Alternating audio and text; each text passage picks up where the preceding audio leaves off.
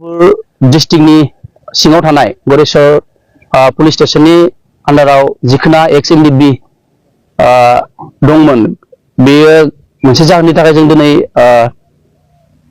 खौरां मेल लानो गोनां जादों।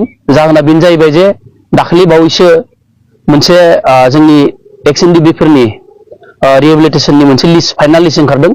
बेयाव जोंनि लिस्टखौ जों नुनो मोनाखिसै, जायनि जाहोनाव जों दिनै खौरां मेल लानो गोनां जादों। दा गुबै बाथ्राया जाबाय मा, जों बै समनिफ्रायनो जि समाव माने एकर्ड बा गोरोबथाया जायाखैमोन बै समनि सिगाङावनो जोंनि भेरिफिकेसन जादोंमोन जोंना। दा दिनै नुनो मोनबाय जे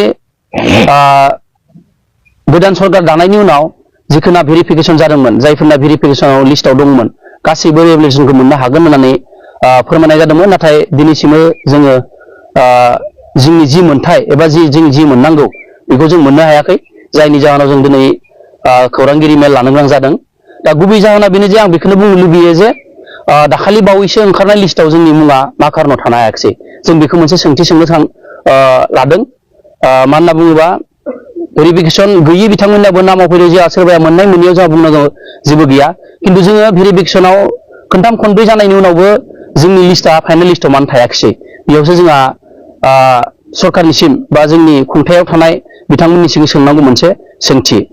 दा जों दिनै बुंनो थाङोबा भेरिफिकेसना जोंना खनथाम खनब्रै जाना थांबाय। बिनि उनाव जि समाव गोरोबथा जायाखैमोन बै समावनो जोंखौ उदालगुरियाव थानाय जि डिजिगनेसन केम्प बेयाव लिंहरनानै जोंनो एनअसि होनाय जादोंमोन।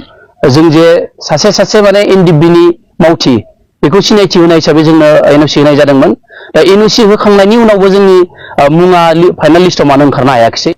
दिनै जोंनि बेयाव जुथुमनाय प्रेरमेट लानानै जाबाय, जोंबो सानसे समाव एनडिबि खामानि मावबोनायमोन।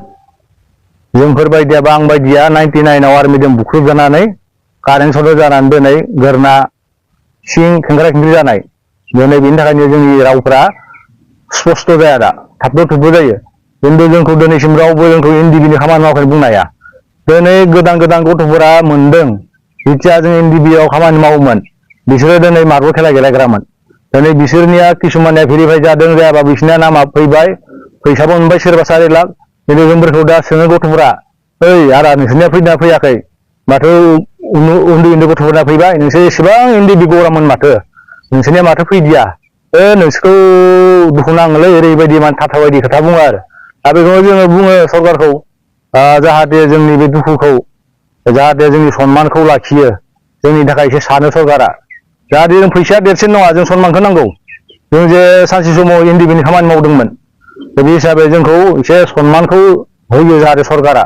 बेखायनो जों बेनि थाखायनो जोङो खावलायो सरकारखौ, जाहाथे जोंखौ एसे नायनानै जोंनि थाखाय सानो बा बेबस्था खालामना होयो। जाहाथे जों बेयाव सोरबा बेयाव भेक्सननि खोथा गैया, एनडिबि एक्ट हिसाबै बयबो मोननांगौ। जों सोरबा नाब्ला सोरबा नाब्लि नुब्ला बे खोथाखौ जों सानाखै, जाहाथे सोरबा नङियाबो मोनदों बेखौ जों जेबो सानाखै। जाहाथे जोंनिया भेरिफाइ जानाय हिसाबै जों मोननांगौ आरो बेखौसो दाबि खालामो।